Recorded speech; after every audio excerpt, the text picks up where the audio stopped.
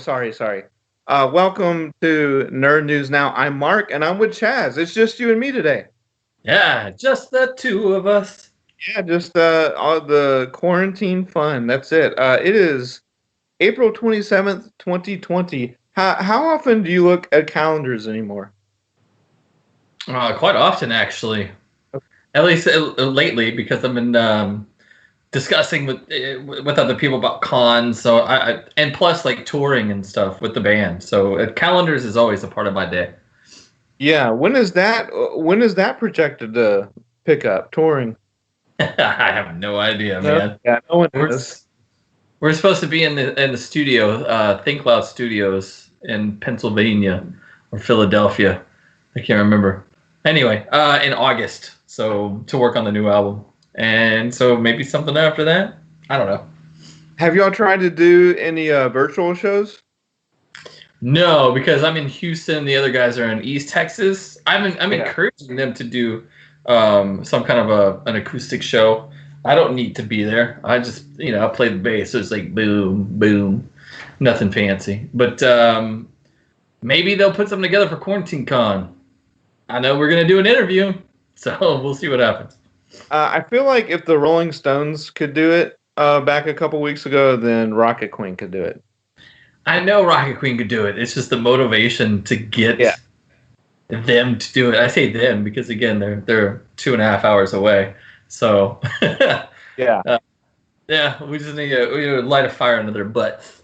But then, especially with that, if you were all in different places, then if one little glitch here or there, if you're off from their Skype or whatever, then probably just a disaster.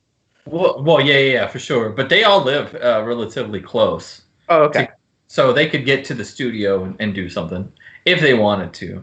And that'd be a big hint they should do. But, Yeah.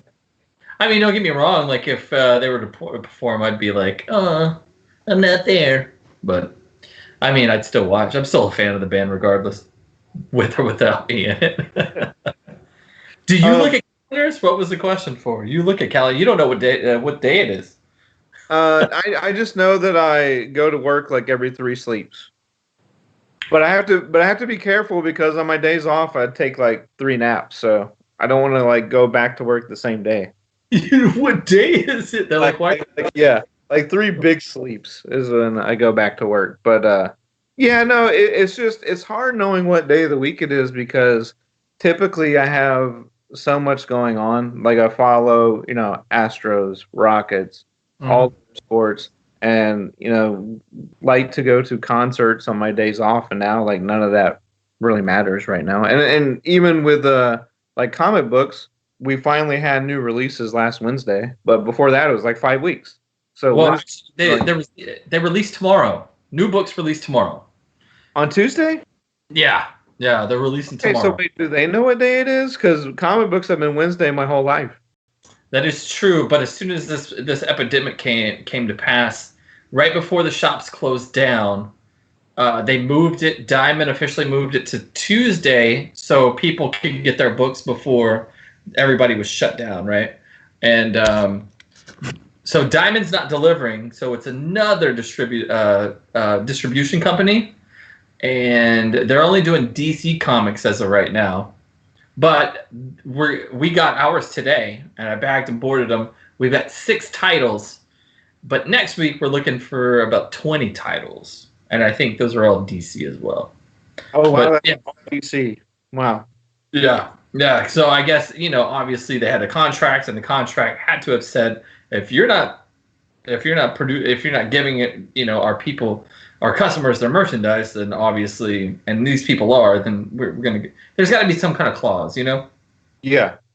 But so I was stoked. I mean, even though it was 6 titles, we had people who were excited, and it's funny because the majority of those titles were Batman, who happens to be my favorite, so it was perfect. So those drop tomorrow. Okay, but not the Batman, right? Like Batman is still not coming out till June. Right. So they did today. They did or tomorrow's release is Batman Giant #4 and number 89, which will be the 3rd printing. Those are the two Batman titles, and then they have the reprint for Nightwing number 70, which starts off the Joker War. They have let's see, Daphne Bryn, which is the DC Dark Black Label, and then The Dreaming is one of them as well. I think Daphne had two different covers, so only 5 books. Not bad. What is Daphne Bryn? It's under the Joe Hill label, which has been killing it. I haven't read it. I want to because everything under Joe Hill has been killing it right now. I really dig it. Like the Dollhouse is really, really good. I think it's one of my reads right now. The Dollhouse, and then Basket Full of Heads is amazing. It's like reading a Stephen King novel, but in comic book form. Even though it's not Stephen King, but you know what I'm saying. Well, kinda. I mean, they look at. I mean, it's his son. It's his son. 1 and 2. They look exactly alike. Yeah, they do. They do. Like he. Did you watch the? Oh, I wanted to say, is it? Now I forgot. I wanted to call it Key House. It's not Key House. Lock and Key. Did you get to see Lock and Key? I just started it. I've seen. When you see a cameo by Stephen King, that's not Stephen King. That's the son. But you know what's cool? You know what's cool about that cameo, and I don't know how much of the comic you were able to read, but when you get to that cameo, pause it and then look up the cameo from the comic because they put themselves in the comic too, and it's like the same exact panel. And I don't think I've ever seen that before. Oh, that's cool, man. That's a nice little Easter egg to look out for. I appreciate it. It's really cool. That's really cool. And it's the guy who looks exactly like Stephen King, so you can't miss it. I saw him. He's doing a master class. Stephen King. Isn't he? Yeah, I think so. I think he's, everybody, all these actors and chefs and things are doing masterclass, writers and directors. I think I saw an ad. He's going to do one. So I'm kind of interested. But then again, I'd probably take a Gordon Ramsay masterclass first, just because I love to cook, because I'm a fat ass. Oh man, all this virtual stuff is gonna take off. Not because of this.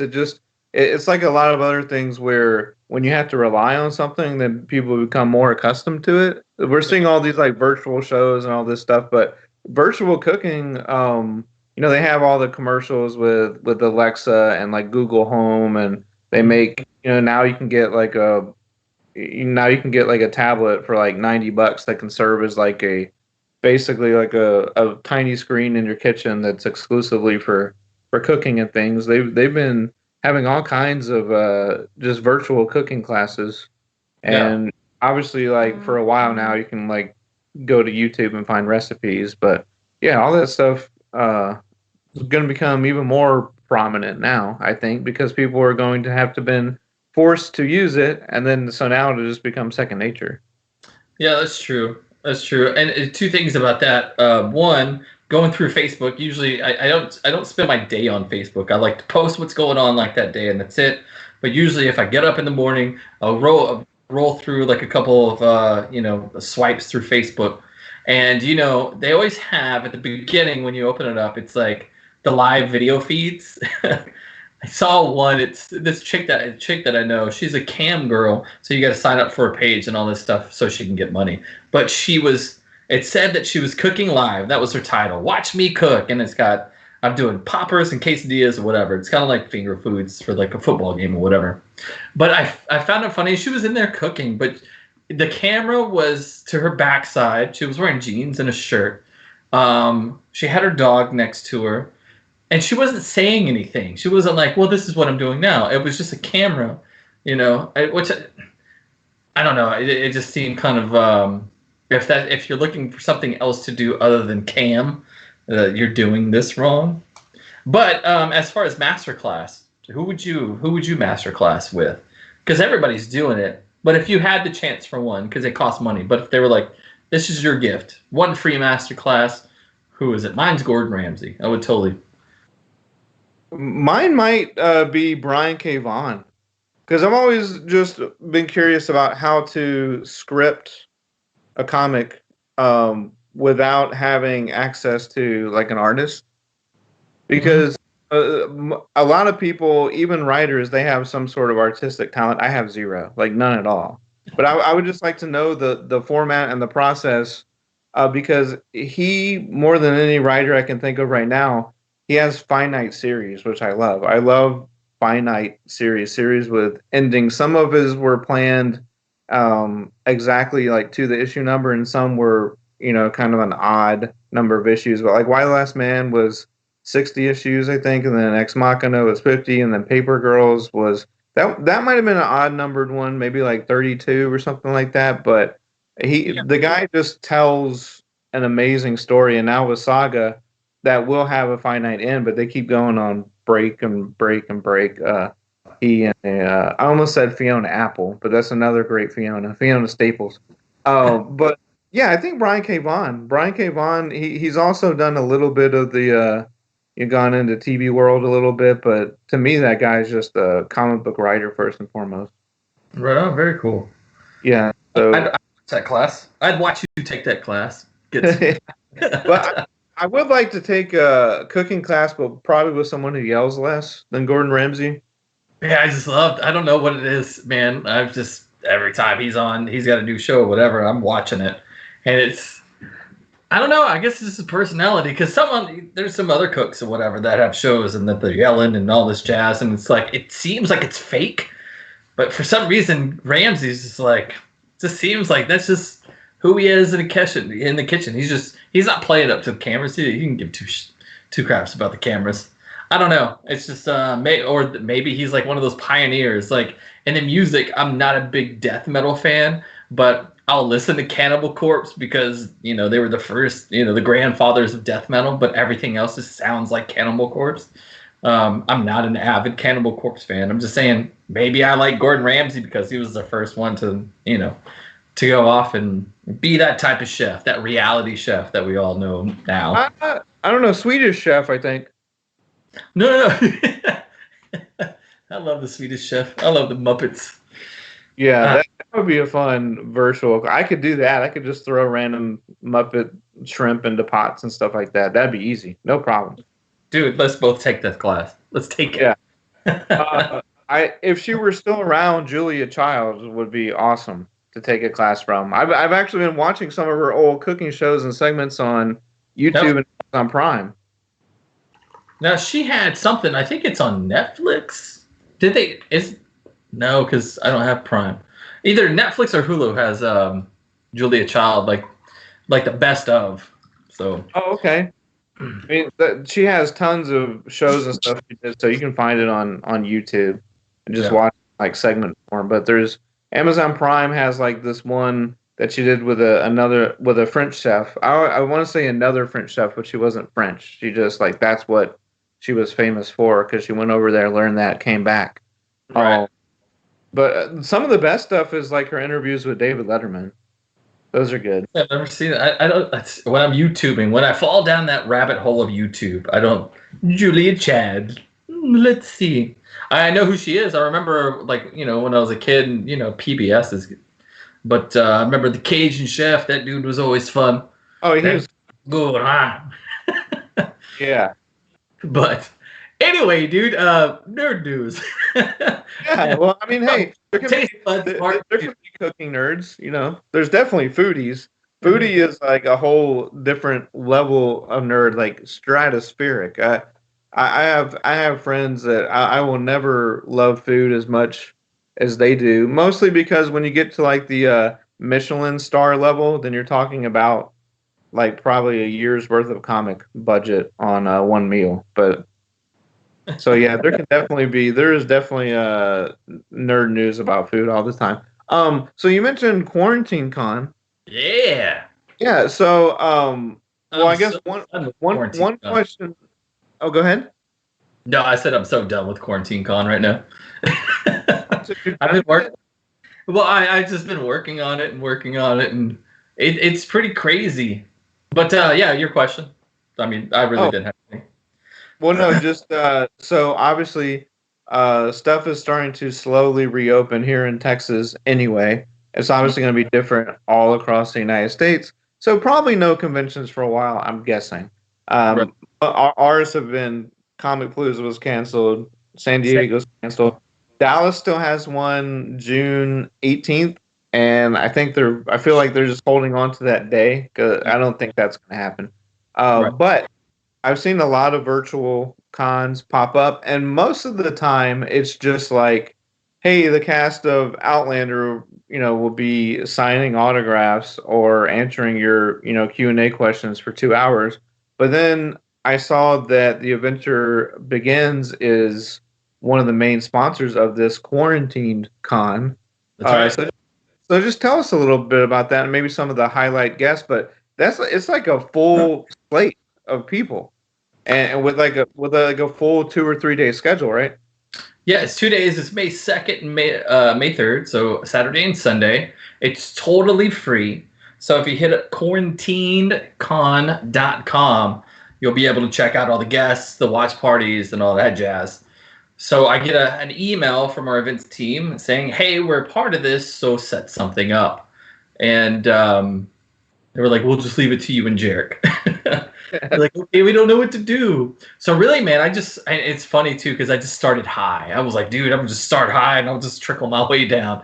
So I was sending messages to like Tara Strong and Donnie Cates and Ryan Stegman and like just everybody, like Jim Lee. Like I didn't care. I went on Facebook, Instagram, whatever. And I was just sending messages saying, hey, we're doing this. We can't pay you for anything because it's totally free. But if you have time, let me know. Obviously, I didn't hear back from any of the big boys and big girls. But so what the Adventure Begins is going to do, Jarek and I are going to set up in shop. And then we're going to do kind of like what you and I are doing. We're going to Zoom, Skype, and we're going to do interviews and panels with guests. The con itself has like Kane Hodder, which is Jason Voorhees, which is awesome. Ming Chen from Comic Book Men, and we all know him from Houston and all the cons and stuff like that. There's comic book artists and writers from all over the place. Excuse me, I need a sneeze, but it's not letting me. Who we are going to interview? We've got Flynn Prejean from Bad Moon Studios. He is a Houston artist. He worked on the Batman 75 campaign with DC. He works with major bands. Like he did artwork for Motorhead. He's the artist for the Misfits and Danzig, Hellstorm, Rocket Queen, Ghoultown, like a whole bunch of these awesome rock and roll artists. We've got Lyle Blackburn from Ghoultown, which is a horror rockabilly punk band. He's the frontman for that. And he's also chases folklore on an Amazon show, and he's been on like Animal Planet, CBS, Discovery, Travel Channel. His big thing is trying to discover Bigfoot. We've got Jamal Igle. He's an artist for DC, Marvel, Dark Horse. He's worked on The Terminator, Daredevil, Supergirl, Green Lantern. Pocket Size Cosplay. They're a group of three best friends from Houston who like to dress up in cosplay and go out to comic conventions and have fun. We actually interviewed them the last time we were all together at the last con. I don't remember. Pandemic. Yeah, a pandemic. Pandemic, yeah. And then we've got Rocket Queen's going to sit down and do an interview just because I was like, if nobody responds, my band will respond. And then we've got a couple more irons in the fire. We're waiting on a couple of yeses from these guys. So we'll see what happens. But those guys are confirmed for sure. And I'm thinking I'm missing 2 or 3, but I don't have my list in front of me. A couple of them confirmed today. So, but yeah. Did I see Bob McLeod on the list? You know what? Let me pull it up, and then we'll see. QuarantinedCon.com. Look at that. I got a second screen because okay. Let's see. There's a ton of artists. Who were you looking for? Bob McLeod. Bob McLeod. Marvel artist. Oh man, yes, Yes, he is there. Look at And that. He's attending. I saw something about are they taking commissions kind of live and then they'll mail it to you, or do you know any of those details? Those details I have no idea. So this is one of the things that we've kind of been going back and forth um, on, and I still don't have like answers. So I know like the watch parties is something that the Adventure Begins is doing. So it's like when we're interviewing someone, that was scheduled to be watched, you can watch it on, and it's on our page. It won't be on Quarantine Con. As far as now, I know artists can sign up and guests can sign up, and then their link you can click it and it links you to their page to buy stuff. Okay. So they might be doing mail-in photos, signatures, sketches, stuff like that. I But would assume so. it's probably just a portal to them, is what you're saying. Like, because obviously there's no cost, so just but it's a very cool idea. Very cool to be able to bring so many people together, for something to do on the weekend. Even though I just said that I never check a calendar, but yeah. Well, I'll give you a text and I'll let you know that it's the weekend and you should like jump on. For Okay, sure. cool, yeah. No, and again, I mean, I hope it's something more since these guys are signed on. I hope it's something more than just, well, here's a link to the webpage. Maybe if you attend the con, maybe you can get something at a discount or a special drawing or something. I don't know. I don't know. Unfortunately, this has been a big what's going on with this. So, but then again, I think it's the first year, so maybe I don't know, man. I just know what we've got going on, and I'm excited about Kane Hodder. Yeah, I mean, what was is it Hatchet that Kane Hodder was also in? That was a good one. I mean, that was like, what, 12, 15 years ago, but yeah, he was a big bad in that. Yeah, he was in Hatchet. He was also in Texas Chainsaw Massacre 3, played Leatherface there, but he's just known for Jason Voorhees. He's Friday the 13th. And the new Friday the 13th game, he did all the motion cap for that. So that's all Kane Hodder. And when we did Extra Life at the Adventure Begins in November, we were in talks to have him sign some stuff and give it away to winners. And something happened where he was doing it. That something happened. I don't know what. I think there was a family issue where that couldn't be fulfilled because I was playing it for 24 hours. The Friday the 13th game, but maybe we could do that this coming up year. But yeah, man, it looks like it's not bad for a first year con, and that's not Comic Palooza. It looks like it's got a pretty solid lineup. And then what is the exact website? Is it quarantined with the D con.com? Yeah. Okay. Quarantinedcon.com. And so people can look for that, and so that's this weekend. Not this weekend, but next weekend. Right? Yeah, because is it this weekend? Yeah, it is this weekend. Holy cow. I'm telling you, man, calendars and time are just slipping. I thought I had a whole another week. Yeah. So also another thing is when you hit up quarantinedcon.com, you have to still get tickets, even though that they're free to enter, because you guys still log in and all that. Because before all this, it wasn't gonna. It was going to cost you something. Now it's not going to cost you anything, but you still have to get your code and all that jazz. So if you get to the buy now page, you're like, what is this? It's totally cool. Yeah, just like a virtual voucher, probably. Because I think they are doing. I did see somewhere on their commissions and stuff, but like you said, I don't think they fully updated yet with everyone's prices and things. But that would be very cool. That'd be very cool to be able to see the artist and get commissions from them. It's a different way for people to meet. I mean, obviously with all these, we just have the technology right now. It's not like we're all stuck at home with no electricity, no phone, no TV. So we have it pretty well, all things considered. Obviously, we want to be able to go out and meet people, but that just may not be able to happen for a while. So that sounds awesome.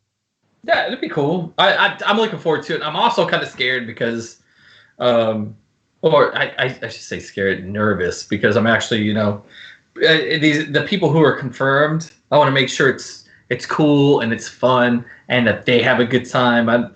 So I'm trying to come up with like questions and like things, interact stuff that's I don't know. I don't want them to be bored for like an hour.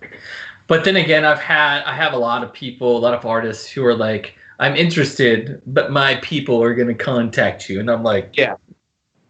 that has been the most frustrating and annoying because it's like, I have people, they're gonna contact you, and then I contact the people. We're talking, they're like, well, let me talk to him first, and I'm like, then why are you here?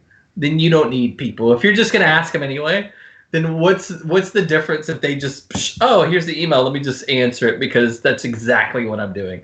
I hate it. It's so stupid. So you heard it here first. I don't have people. I'll never have people. Come to me straight from the mouth. Yeah, I think you could have Jarek answer your phone for you. And then that way you could kind of balance it out a little bit. But tell you what, if Jarek answered my phone, he'd be like, I don't care. Just hang it right. I'd be like, Yeah, I don't. um, but hey, so speaking of really cool things they're doing with like virtual meetups today, not quite today, but this year is the 35th anniversary of Goonies. Movies. Yeah, so Josh Gad's doing this thing for charity. He is calling it Reunited Apart. It's basically you can just go to YouTube, Josh Gad, Reunited Apart, Goonies. It's already up. It's like a 38-minute video. But he did like a Zoom session with the whole cast, including Josh Brolin. So it was awesome. Oh, was he actually on? He was a part of it, huh? Oh yeah, I mean Corey Feldman without sunglasses. How do you do that? How do you do that? You just ask Corey Feldman to do anything and just be like, dude, take the glasses off. Oh, okay, cool. Not a problem. I Yeah, like but Feldman. Martha Plimpton, Sean Astin. Yeah, the whole cast was there. It was cool. That is really, really cool. And so the actual 35th anniversary is what, June? Yes. Right. Okay. And it's in Oregon? That I don't know. You mean there's an actual event? There is an actual event. Hold on, I'm looking it up. And because we did Geek News earlier today on the Adventure Begins show, and it came up, and I did. So yeah, Astoria, Oregon, June 4th through the 7th, 2020. It's going to be the 35th anniversary celebration. They have, if you go to the Goondocks, Goon, Goondocks, DOCKS, they have a letter to the fans and kind of let you know if you want to be a part of it, you can travel to Oregon and be a part of it. That's kind of cool. And it's the official Goonies celebration party. That is cool. Hopefully hopefully that can happen. I guess that's only is really not that far off, but yeah, that would be cool. It looks like Josh Gad's going to make a series out of this. What other reunions would you like to see right now if he was going to do a virtual reunion? If who was him? Well, Josh Gad is basically going to This is for charity, so when you're watching the video, you can like donate to charity. But he's going to probably movies from that era. Big into pop culture, and kind of reunite casts that way. So are we talking about just kind of like get together and just do? I didn't see what Josh did, so I don't know. I mean, It's just like a 40-minute Zoom chat. Oh, okay, cool. So if we were to do something like that, I'm still up to sneeze. That's me sneezing, and you're welcome. I just saw myself on. Anyway, I would probably go with. I don't think I'd do anything 90s, just because it seems like it was just like yesterday. Maybe if we're gonna do that era, I wouldn't mind seeing like a Breakfast Club chat. That's the exact one I was thinking about. Yeah. Yeah, the Brat Pack chat. Yeah, virtual brunch or something like that. I mean, that's actually a pretty good idea too, or name. Yeah, man, I'd love to see those cats. It's a movie that, if it's on TV, not that there's TV anymore, but if it's on TV or if it pops up like on one of the streaming services, I'll hit play, and even though it's dated, it holds up because it's teenage angst and it's rebellion and it's fun and it's awkwardness, and I wouldn't mind seeing those cats get together. Funny story, I was so bored the other day. I was going through, I think it's Netflix, Jim and the Holograms. Oh no, wait, the cartoon or the movie? The live action movie. Oh, yikes, yeah. The cartoon, it does not pair up exactly whatsoever. But the aunt in that movie, I was like, man, I know who she is. Who is that? Halfway through the movie, I Google it. Boom, Molly Ringwald plays the aunt. But you don't recognize her because she's a blonde and she's not redheaded. Anyway. Wow. Okay. Yeah. So, yeah. Anyway, yeah, the Brat Pack. What about you? You do the same thing? I think so, yeah. I mean, because I've seen everyone else kind of reunite at cons and stuff, like even Back to the Future, as big as that was. We've seen Star Wars people on screen together, but with the Breakfast Club, I've never seen them together doing anything. I think virtually maybe you'd be able to talk them in, to like 45 minutes. I just don't, because it's one of those things where there's 5 of them, and all you would have to do is just agree on a time, and then boom, from your house, whatever. I think this is a really good opportunity right now for people to do that, because because in the future, and they might, like what I was saying about having to rely on this medium, for a little while, people might get more accustomed to that. But we're watching stuff like Jimmy Fallon, from his kitchen on his phone. And so like these high quality HD signals that we're used to, and like live switching and live band and all that, it's all stripped away and people are still watching it. So I think it's a good opportunity to people that would never probably meet up in real life, or would be very complicated to work around their schedules, to get them to go to a public event. This is perfect for that. Oh yeah, most definitely. I totally agree. And I mean, as far as that meetup goes, I mean, maybe it would have been hard for them to get together for. I mean, they didn't have the technology anyway, but all of their careers kind of skyrocketed. But now it's like, hey, you're really kind of not doing anything. Not for nothing, they're all great actors and actresses and whatnot. But now it's just like, yeah, you want to get together? They'll be like, yeah, chomping at the bit, going, yeah, we'll talk about anything. Where 15, 20 years ago, like, shit, nah, good. So. I don't know. That's my pick. I would totally. I'd watch it. I'd be down. Breakfast Club Day, Sunset Strip, coming up in July. Why not? Yeah, I mean, plus it seems like it probably took an hour or two, and it was for a good cause, charity. So maybe he'll get movies we thought were previously never possible for people to get back together. That'd be cool. Something else that's happening on the 30th next week. Parks and Rec is getting back together for an actual show. No. Yeah, they're doing an actual scripted event. Which obviously, just from all their respective homes, but they're scripting it out and editing it together, and it's going to air as a show, as an episode. So they're all quarantining themselves, and they're gonna do. No, that is brilliant. Yeah. And because that format, it was like from the Office creators, so it's like that one camera format. It works perfectly for that type of show. They're just gonna have to come up with a story. I don't know if they're going to do it about COVID-19 or if it's going to be something else, but it's going to be them, all quarantined separately. They've written out a script. They're going to act it out. So, all right. So let's see. Is everybody coming back for it? Yeah, I think everyone's down. It's NBC April 30th, and it's going to benefit Feeding America. Okay. Can you only see it on the Peacock app, though? Because that's not cool. No, because the Peacock app does not exist yet. It'll be on NBC. Oh, really? All right, cool. I want to see if... It looks like the original members, including Amy Poehler, Rashida Jones, Aziz Ansari, Nick Offerman, Aubrey Plaza, Pratt. Why isn't he further up on the stars though? Adam Scott, Rob Lowe, Rita. They're all coming back. Like the whole show. How cool is that, man? Yeah, it's. I think it's going to be cool, and I didn't know before if I would like to see stuff kind of like I said stripped down, but with those writers, I trust them to put together, a solid 22 minutes. So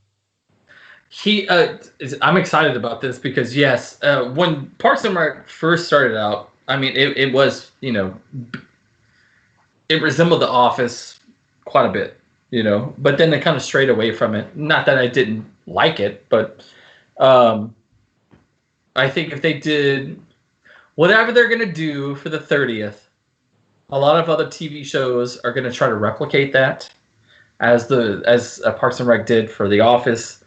And I think this is brilliant, but the other shows may fall flat, which I don't care about. I mean, give me Parks and Rec. This is going to be awesome. Well, I just think the format lends itself to that, and depending on what part of their story they do, because when that show ended, they jumped like 20 years in the future, right? So you could kind of play off that and have it even further in the future or at that time or in the present day. But because a lot of that lends itself to them conference call, they were centralized in that office. So I just think, but I'm excited because with Amy Poehler behind it and the writers, but yeah, it's no brainer. I think you do it. So that would be cool. I don't know if there's any other show in recent history that I would trust to do that. I would say probably The Office because it was that same format. True, but The Office has got to have Steve Carell. I mean, nothing. Yeah, I mean, not for nothing. Once he left the show, I mean, it was still funny, but the awkwardness that he brought to that show was just brilliant. Watching the show time and time again, seeing the awkwardness that he puts out still makes me awkward knowing the things that are happening. But so yeah, I'm totally on board for an Office. But it looks like here that a Friends reunion special is in play as well. But it's going to be for HBO Max.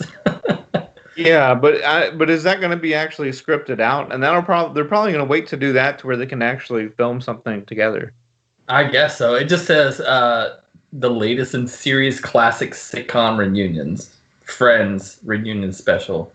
Oh, unscripted it says, which is still which will be put out by HBO Max. Unscripted. So I don't know what that means. I mean, reality shows are scripted, so who knows? Anyway.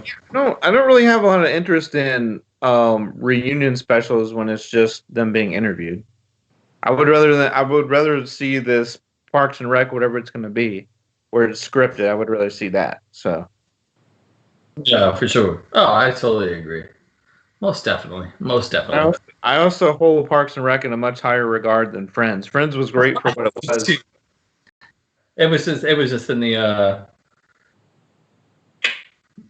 hold on, I'm typing and doing things. No, it was mentioned in the article that I was reading. Oh, okay. Did you hear? Venom 2. Venom 2. Have you seen the trailer? I don't know if there's an official trailer. Is there? Yeah, Sony. Yeah, Sony has put out an official trailer from Sony because they released it the same time that they released the official name for Venom 2. Do you know what the official name is? I'm sure it was something super subtle like Let There Be Carnage. What was it? And it was Let There Be Carnage. Yeah, I heard about that. I was like, I get that they're pumped for Carnage. You know why I'm not pumped up for Carnage? Because I feel like if you have Carnage at some point, you need Venom to team up with Spider-Man, and we don't know if they're going to do that. Ooh, well, I mean, but there's a rumor from people from the Sony lot, the Sony circle, that Tom Holland is going to make an appearance in Venom number 2. So apparently, Tom Holland's Spider-Man is supposed to make an appearance at number 2, according to the Sony Circle, and Let There Be Carnage. The fan theory is that it's like an underlying. There's going to be a super secret villain introduced other than Carnage. So if you think in the Carnage world, what villain would you think? Maybe they'll toss in on Venom 2. I mean, other than another symbiote, because there's so many symbiotes now. There's so many. We're talking about the father of symbiotes. Or are you talking about like from the current Venom? What is the symbiote god's name? Null. Okay. So is that what they're thinking? Yeah, fans are thinking. Even a couple of nerd websites are thinking that Null might actually be introduced into this one because without Null you don't have Carnage, and which starts Absolute Carnage and this whole current run of Venom Carnage chaos. But without Null, you don't have the iconic chess piece that Venom displays. Obviously, we always know him with the big chess emblem. But without Spider-Man being like a full-fledged arch nemesis for Venom, Null would be one of he would be toe-to-toe like top, I guess, enemy. I mean, he's not a bad guy because Venom's a bad guy, kind of. But anyway, and then you can kind of dive deeper into the MCU symbiote weave of webs of whatever. You can do so much with it. That's what the fan theory is. The fan theory is that Null's going to be the big bad in number 2, and it's not going to be just Carnage, which I'm cool with. That probably also means, though, that Tom Holland might be slated for like 1 2-minute scene or something. Which is cool. I mean, give me Tom Holland, dude. That dude is awesome as Spider-Man. He is so great as Spider-Man. Like, put him in there. If you put him in there, like if he shows up and you put 2 seconds of him in the trailer, boom. Your movie just outsold Spider-Man 2. Or neck and neck, I bet. Yeah, because it also shows a continued growth in the Sony-Disney relationship. Because right now, all we have is Spider-Man. And obviously, Tony Stark was in a very heavy character, had a heavy presence in Spider-Man. So we know that those two go back and forth between Sony and the MCU. But we don't know about Venom yet. Like they did, because they didn't have any crossovers in the first Venom. So we don't know really if the Spider-Man universe is going to be on the outside looking in, as far as with the ability to have the MCU characters in there outside of the Spider-Man movies, because we don't know about Morbius yet. That's delayed for a while now. And there were so many rumors about the movies that were going to come out, like we were going to have a Black Cat and Silver Sable, and then that just like fell flat. That would have been cool. Yeah. And that might have been their answer to Birds of Prey, and they might have backed off of that. I don't know, but yeah, we'll see. Something else coming up. We talking about checking calendars or not checking calendars. May the 4th is right around the corner. I'll be with you, sir. And so yeah, May the 4th be with you coming up, and Disney Plus is actually doing 3 things. 1, The Last Jedi comes to the streaming service. 2, I didn't even know Clone Wars was ending because people made such a big deal about it coming back. But this is like, I guess, the new and final season. So, really? Series finale already on May 4th, entitled Victory and Death. All right. I saw that I'm so far behind on Clone Wars. I think this is like season 7, and I'm in like season 1 somewhere. Hey, me too. Yeah. And I think it was just like the fact that animated movie just killed it for me from the start, because it's like the lowest rated thing almost in all the Star Wars stuff. I still haven't seen it because I haven't seen it because I want to catch up to where I need to be to watch it. Yeah. And then also the debut of the Mandalorian documentary series. Oh, I see. I haven't. None of the Star Wars news has come across my fronts whatsoever. I haven't heard anything Star Wars whatsoever. Love the Mandalorian. Obviously, I mean, it's so good, and they've got all my money. I'm gonna watch all the documentaries for it. So, when is that supposed to happen? May 4th. Really, May 4th as All on well. May 4th. Yeah, I think the Mandalorian is gonna be one behind the scenes episode per episode, so it'll be 8 episodes total. That'll be Right. so that'll be once a week. But Clone Wars is done. Like they said, series finale. Really? Yeah, and then that gets all the Star Wars movies back on Disney Plus with Last Jedi being released on there. So, That's um, all they're that. celebrating that in style. So. Right on. Well, I mean, I still thought for some reason that I had an extra week before all of this. So, with everything that's happening on May 4th, I will be hosting an online live trivia for May 5th, which will be a Tuesday, and that'll be Star Wars Trivia Night. So, if you head up Twitch and look up the RNR Nerd, the Rock and Roll Nerd. 7:30 will be a sign up time, and then the game will start at 8. And it'll be Star Wars trivia. We're gonna have fun. I think it's gonna be a lot of fun. And then Wednesday will just be general knowledge pop culture trivia. Same times. But I mean, for years, ever since college hosting trivia, I've always done a May the 4th or May the 5th, Revenge of the 5th, trivia night, Star Wars themed. So this year, unfortunately, there's not going to be a costume contest. Well, I mean, people can still dress up. They can, but see, I can't see, so it's not like a Skype thing. So it's just like Twitch, and then you have your teams. Yeah. So they'll all Zoom together, but I won't be able to see you. I don't even see the answers because it goes to a scorekeeper. Like I'm literally talking to a wall, hoping I'm entertaining people. Okay. Yeah. Now, does Star Wars trivia get pretty intense as far as are there just questions that you pull out of like Star Wars lore that the average fan would not know what you're talking about? I try to make it fun for everyone. Any theme trivia that I do, whether it's Harry Potter, Star Wars, Marvel, I try to make it fun where if you were to sit down, you may be able to play if you're somewhat knowledgeable about the universe. There are some questions in there for the hardcore fans. Sometimes I'll make a round for the hardcore fans just because, well, duh, why not? But I found out that Harry Potter trivia, if you mispronounce like a spell or something, they'll set your car on fire. Like they are avid fans. They're like, that's not how you say it. This is how you say it. Like just boo you. They throw things at you.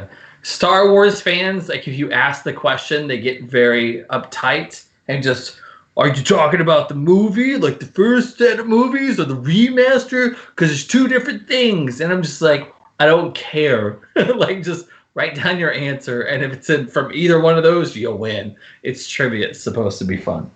But the most uptight players, Harry Potter, then Star Wars, most definitely.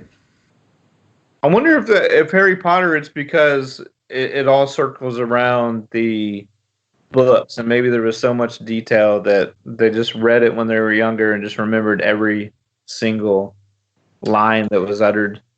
It's possible, but usually Harry Potter, I just go straight for the 90% of this Harry Potter is movie based because I'll watch the movie, that's where I get the question, I'll write it down. And then there will be one round of like 8 questions that pertain to the books. And then I'll have to go like do some digging for that. And that's for, the super hardcore fans who've seen the movies and the books. And obviously Harry Potter is a book, so why not? But I don't know what it is, man. Like they seriously set things on fire and throw them at you. So whatever. Wow. Now earlier you had mentioned Kane Hodder, which obviously is a big horror legend from Friday the 13th. Now, at one point, I don't know how successful it was, but there was a Friday the 13th TV show. Yeah, there was a Friday the 13th, a Nightmare on Elm Street TV show which I believe came before Friday the 13th. So you would have Robert Englund as the host, and then they would tell like scary stories, but Freddy wouldn't be in said stories. So it was the same thing, if I remember correctly, about Friday the 13th.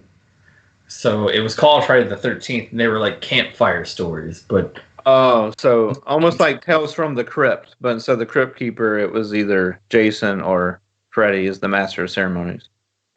yeah, yeah. Matter of fact, it was like Friday. Nightmare on Elm Street was more like Tales from the Crypt because it was like scarier. At least from what I remember, and Friday the 13th was more like Goosebumps. It was Yeah. like a whole bunch of kids, like, you know, roasting marshmallows going, ooh, the guy with the peg leg. So it was like, whatever. That's what I remember from it. I don't remember too much. Well, another horror icon from that era is Pinhead, and HBO is having a Hellraiser show that's in the works.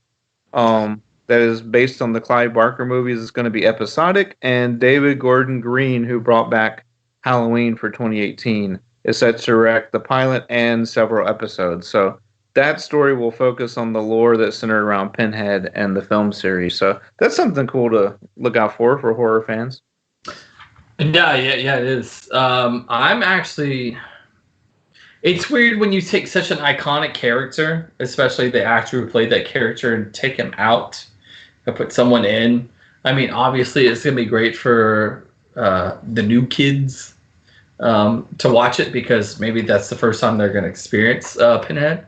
But for like old school cats like myself, it's going to take, you know, a time or two before, you know, as long as they do a great job and they can put me inside that world, I mean, I'm all for it.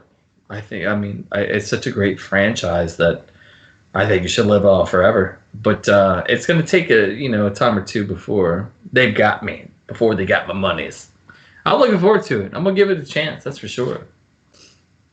And yeah, and it might be going straight to HBO Max, so they might be really trying to get your money on that. So, well, I got HBO Max. I got HBO for free through AT&T. Thanks, AT&T. I love you. But HBO Max is doing a whole bunch of stuff, man. Like they've got their fingers and their hands in a whole bunch of jazz. Like even the new Green Lantern series is coming to HBO Max. oh yeah, and Justice League Dark. So Justice League Dark, yeah, for sure.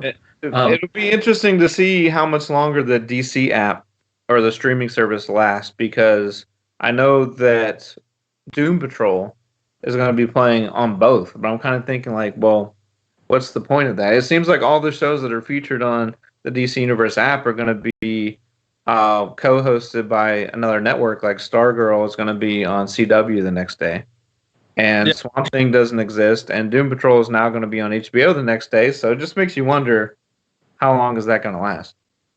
I think the DCU app, was great for, when it came out. They were like, we have this idea that's going to be awesome and it's going to be really cool. You can find all your DC things right here. And with me having the DCU app, I mean, I dig it. I think it's really cool. But if they're going to farm their shows out to like Warner Brothers and HBO, it should all be in one place. I think, because I don't think the DCU app is. If you're farming out your shows, then all you're gonna have left is the comics, and I've already got the comics, so why do I need the app? When I'm obviously gonna get the Warner's app because so many great films and TV. I get the HBO app because it's free. So why am I gonna pay $70 a year for the DCU app?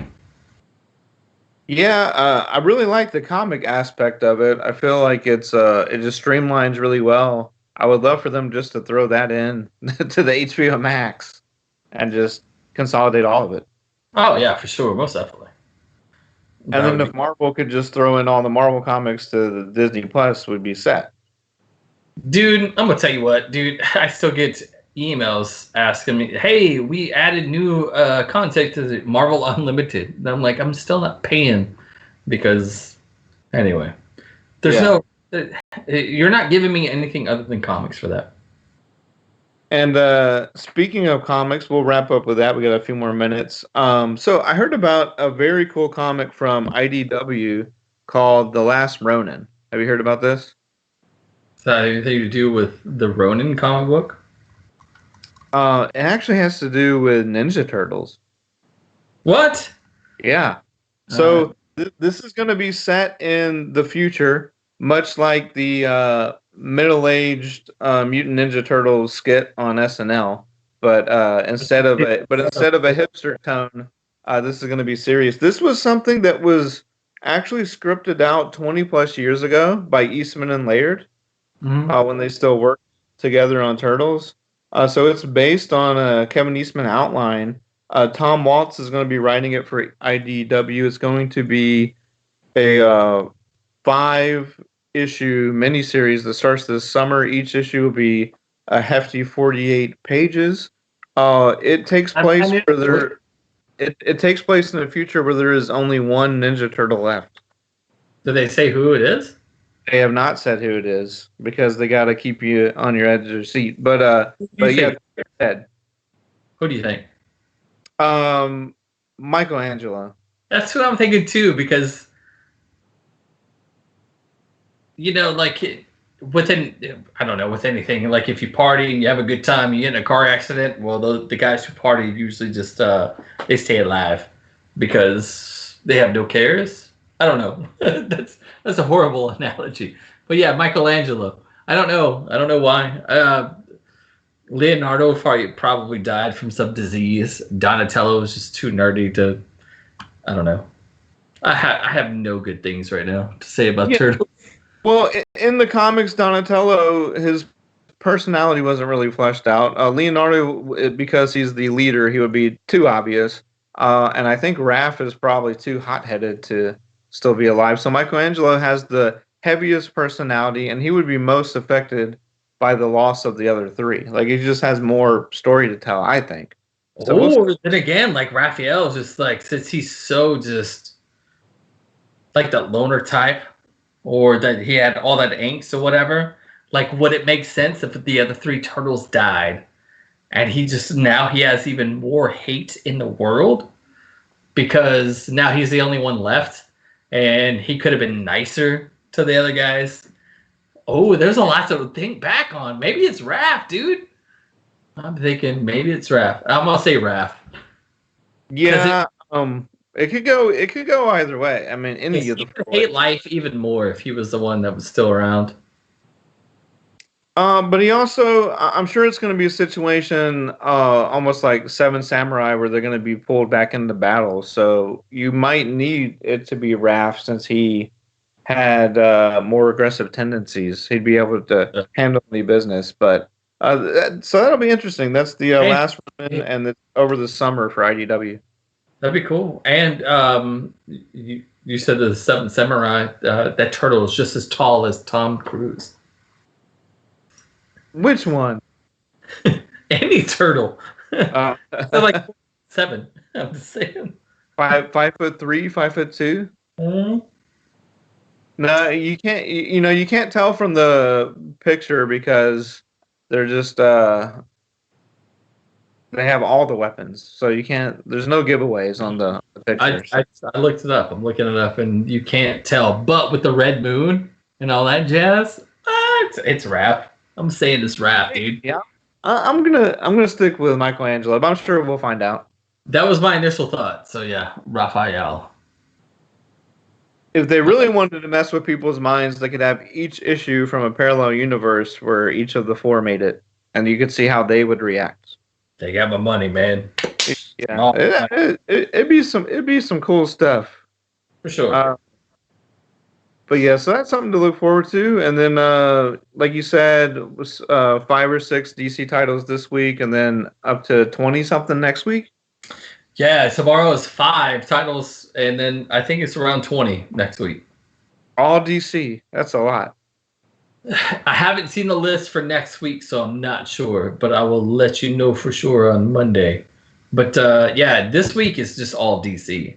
And as far as I know, the only company that's swayed from Diamond is DC. So if it's 20 titles, it's going to be awesome because I need some new reads in my life. Yeah. Yeah, because it's like there's just nothing going on right now. So once, there's going to be stockpiles of stuff at some point. But Oh, for sure. yeah, so And that'll be the cool. smart about it, they'll release a little bit at a time instead of here's the 15 books that you missed. It'll be okay, well we're backing off a little bit.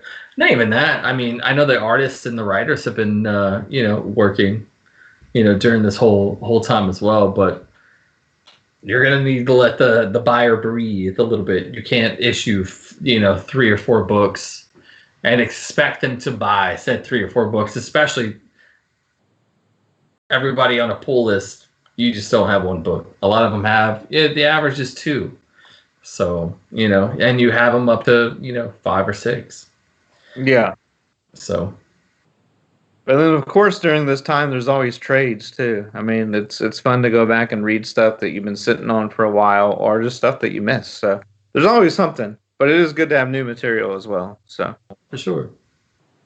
I agree, sir. I'm catching up on all my stuff. The sack next to my bed has gotten lower and lower. Thankfully. that's good. Heck yeah, man. Hey, any final thoughts as we approach the end of April? No. But I do have a headline that I said earlier today, and I do love this headline. Did you know, Mark, that Land O'Lakes butter has removed the Native American woman from the landscape on its packaging over concerns that the imagery was racist? Did you know that? I did. Yeah, they're going to replace it with a pipeline. See, I saw a picture of Lando Calrissian edited onto it. So That's actually pretty funny, too. maybe that's in honor of May the 4th coming up. I don't know. Possibly. I thought it was funny. I told that joke for the show earlier today, and we had to tell it again because we reformatted it, and it was funny. I love that joke. Apparently got the biggest laughs on all the 5 people that were there in store today. All 5, yeah. Well, as we kind of come out of this thing back to normalization, we'll just have to keep everybody posted on the state of comics and movies and TV. But I mean, at some point it'll get back to normal. It might be a while. We're going to be at 25%. We're not going to be running out of the gate here. So we'll kind of have to see when it looks like cons might come back, but that may not be till 2021. But in the meantime, we'll just kind of keep everyone up to speed on what's going on in the world of the Kingdom of Geekdom. And hey, checking your calendar, looks like Monday is May the 4th. So Star Wars. We'll do some Star Wars next week. Might as well.